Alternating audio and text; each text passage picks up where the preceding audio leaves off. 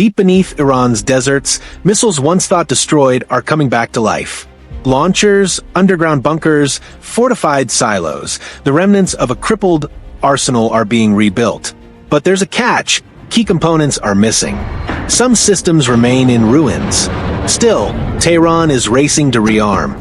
And yesterday at the UN, Israel's prime minister pointed a finger at Iran, accusing it of plotting its comeback and demanding the world act.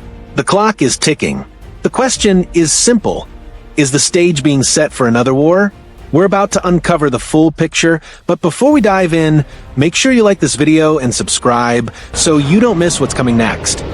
In June 2025, Israel launched a sweeping military campaign targeting Iran's missile infrastructure, nuclear facilities, and command centers.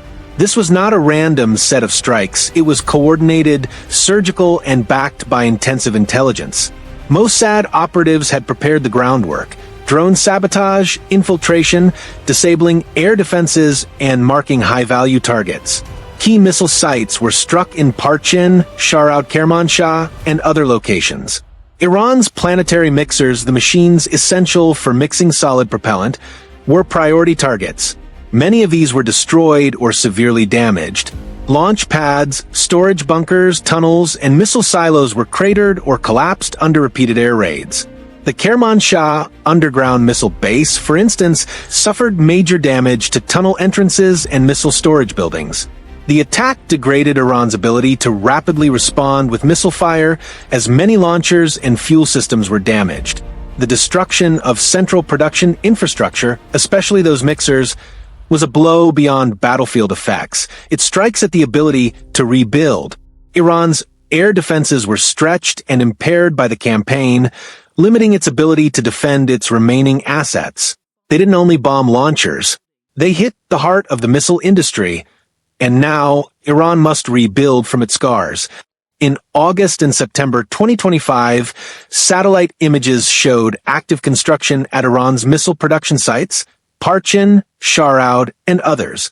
Walls are being repaired, buildings reconstructed, and infrastructure reinstalled. At Parchin, earth-moving and reinforcements are visible around the propellant facility. At Sharaud, spillover damage has been patched. Analysts note the reconstruction of surface structures, but the heavy machinery, especially the mixers, is not yet evident.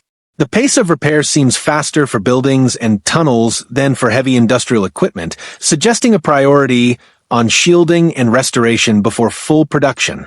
This is why the missing mixers matter.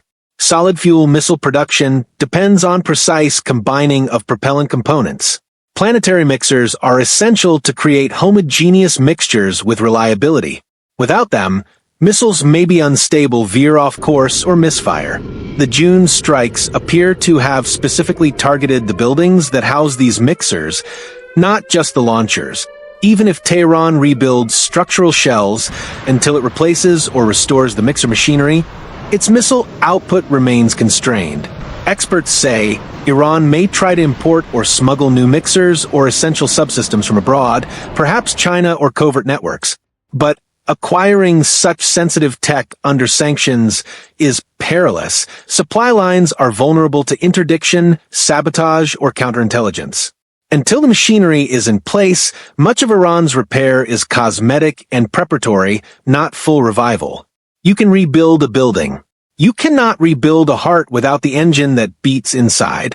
Speaking ahead, on September 26, 2025, Prime Minister Benjamin Netanyahu addressed the UN General Assembly from a largely emptied hall. Many countries walked out in protest over Israeli policies in Gaza. His speech was dramatic, theatrical. He used visuals, maps, gimmicks, a QR code, curated props to underline his point. Netanyahu's core charge: Iran is reconstituting its strategic military capabilities. He demanded that the world prevent Iran's nuclear and missile resurgence. He claimed Israel and U.S. destroyed Iran's missile and nuclear infrastructure in June. We demolished Iran's ballistic missile and atomic programs. He insisted Iran's enriched uranium stockpiles must be eliminated and demanded snapback sanctions be reimposed. He framed Iran's proxies Hamas, Hezbollah, Houthis as part of the same threat axis, tying their operations to Iran's support. His tone was veiled but clear. If the international community fails to act, Israel will. Netanyahu's speech was not purely diplomatic. It was a strategic signaling operation. He aimed to justify, warn, and precondition a possible return to military action. Broadcasting parts of his speech to Gaza and overlaying it in maps and visuals indicates readiness to wage across multiple fronts, not only Israeli airstrikes. The spotlight on Iran's missile sites, in his words, draws a direct link. Rebuild those sites and bear the consequences. He didn't just speak. He declared a battlefield. The UN stage became the war room. Iran fields a range of missiles: Shahab series, Fateh, Qayyam, Sejal, and newer variants. In 2025, Iran unveiled the Qassem Basr, a two-stage solid-fuel missile with enhanced guidance, meant to bolster its strike envelope. It also claims development of Fateh-2, a hypersonic missile combining solid and liquid stages, designed to penetrate advanced defenses. These add to Iran's conventional missile arsenal and improve its ability to threaten Israel from distance.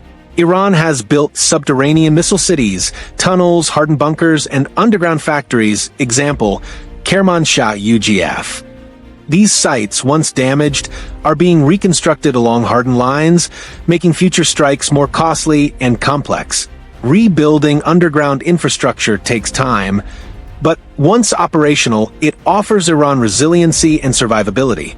Israel's multi-layered missile defense system. Iron Dome handles short-range incoming rockets. David's Sling deals with mid-range ballistic threats. Arrow 3 is its upper-tier interceptor, potentially hitting missiles in space. The recent arrival of the Iron Beam marks a game-changer. A weapon built to neutralize drone swarms with pinpoint laser fire. On offense, Israeli Air Force, IAF, uses F-35 Ayadir stealth aircraft, advanced precision munitions, standoff missiles, and strike packages. Covert operations. Mossad and IDF likely continue sabotage, cyber attacks, logistics interdiction, and cross-border infiltration. As Iran rebuilds, Israel's threat perception increases. It may feel compelled to conduct preemptive strikes before missile sites become fully operational. Israel may use intelligence leaks, show of force flights, aerial patrols, or limited targeting to degrade Tehran's progress. A miscalculation or intelligence failure could trigger broader conflict, dragging in Houthis or U.S. forces. Every missile Iran restores makes Israel's options narrower and the risks of war sharper. Iran arms and funds Hezbollah. The rebuilt missile sites could feed advanced rockets and missiles into Lebanon. That gives Israel a southern front with longer-range threats. Syrian territory could act as a transfer or storage zone for Iranian weapons, deepening exposure. U.S. regional bases, naval assets in the Gulf and Red Sea, and intelligence nodes could be targets if Iran feels cornered. Gulf states, Saudi Arabia, UAE, are wary. Conflict spilling over would destabilize their security, economy, and alliances.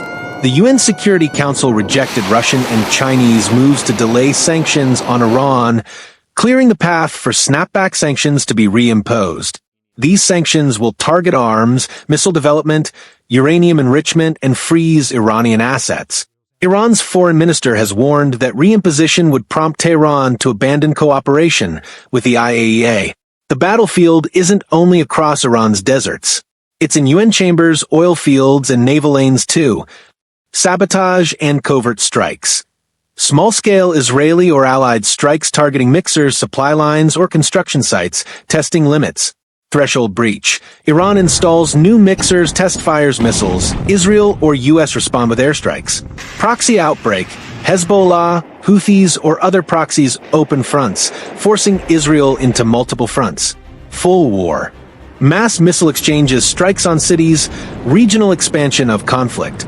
Here are key triggers to watch. Visible installation of mixing machinery at Parchin, Sharaud, or Kermanshah.